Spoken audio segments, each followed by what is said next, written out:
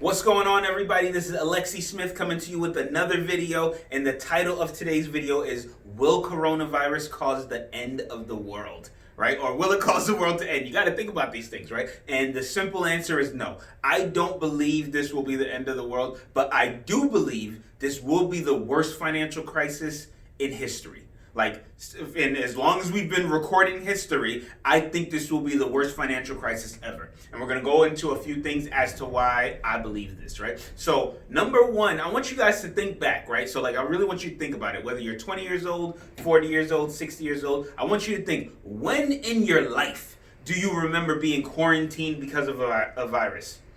I remember a lot of viruses. I remember when SARS happened. I remember when swine flu happened. I don't remember being quarantined and having to adhere to social distancing or everybody's wearing face masks everywhere you go. I don't remember that happening. I don't know if you remember those things happening. I don't, right? Not only that, when's the last time that you remember being home from work for over a month?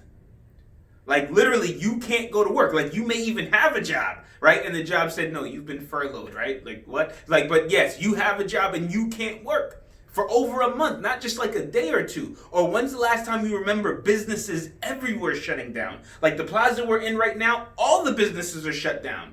Right? When's the last time you remember that happening? Or all the schools are shut down. Not just one or two schools, right? Or not just for a day or two. And usually when a school is shut down, maybe from a hurricane or a snowstorm, maybe at longest it'll be shut down for a week. But when's the last time you remember them saying, no, all the schools are shut down for the rest of the year? And there's still 2 or 3 months left of school. Like I said, I don't remember these things happening. When's the last time you remember all the movie theaters shut down? All the sports is shut down. Once again, no more basketball, right? At all, right? I don't remember these things happening, right? So there's a lot of different things that you could point to that's showing evidence that this may be the worst thing ever, right? Another thing that I want to highlight for you guys is when we look at unemployment rates, we're going to actually compare what unemployment is today versus in 1933. So I don't know if you guys know, in 1933, that was the Great Depression. The Great Depression is the worst time in history that we know about when it comes to our finances was during the Great Depression, right? So in 1933, during the Great Depression, unemployment actually went up to 24.9%.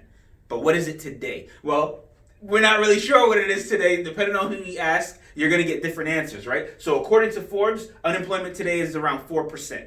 According to the New York Times, it's actually closer to about 13%. Right? And I actually made a video about the difference between percentages and points about a couple weeks ago. I'll actually post a video in the link below. But a couple weeks ago, I made a video about the difference between percentages and points, or percentages and dollar amounts, or percentages and actual numbers of people. So we're going to go into what that actually means in this scenario, right? So back in 1933, at 24%, that equaled 15 million people. Right? But the population was only 60 million people, right? So 60 million people was the population, 25% or close to 25%, that equals 15 million people, right? But what is our population today? Today, the population is actually 330 million people, right? So at 4%, that's going to equal 15 million people. So we're already, even if you go with the lower number, whether it's 4% or 13, we're already equaling the worst time in history, right? So if you go with 4%, that's 15 million people. If you go with 13%, that's over 40 million people. So that would actually be more than 3 times worse, or close to 3 times worse than the worst thing that we know about, right? And here's the thing that you got to think about, guys. So even with all the things that's going on, yes, there's a lot of bad news, but there's also going to be some good news, right? So what do I mean by that? So one of the things you got to remember is we do live in America. Well, I'm not sure, because you guys might be watching me from anywhere. I know some of you guys are seeing this on YouTube or Facebook or different places in social media, so you may not be in America. But if you live in a modern society or a civilized place, you got to remember that. So what do I mean by that? So things, yes, they are going to get bad. Don't get me wrong. Things are going to get bad. Seriously bad, but it won't be that bad. So what do I mean? So people are going to lose their jobs.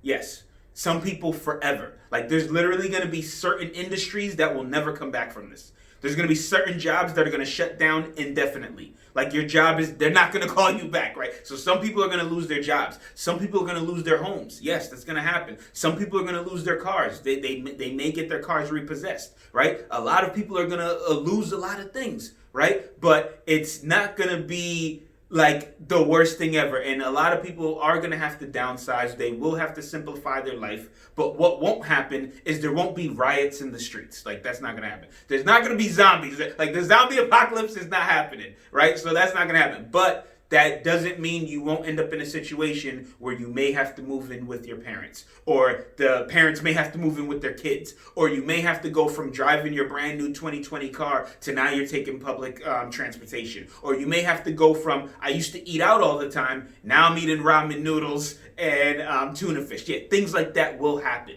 right? But like I said, we still do live in America. America is the only place that I know of where you could be both homeless and fat. Like, I don't even know how that happens. How do you end up homeless, but you're still obese, right? But yes, these are the things that happens in America, right? And the last thing that I want to point out is that in every tragedy, in every pandemic, in any bad situation, there's going to be some good things that come out of that. So what do I mean? I'm saying that, yes, there are going to be a lot of industries that are going to disappear, but there's going to be also a lot of industries that are going to reemerge or emerge to begin with and start from scratch and become brand new, which is going to equal a lot of new money. There's going to be a lot of people who are going to become millionaires in this times, right? So, yes, some businesses are going to go away, but right now streaming services are booming.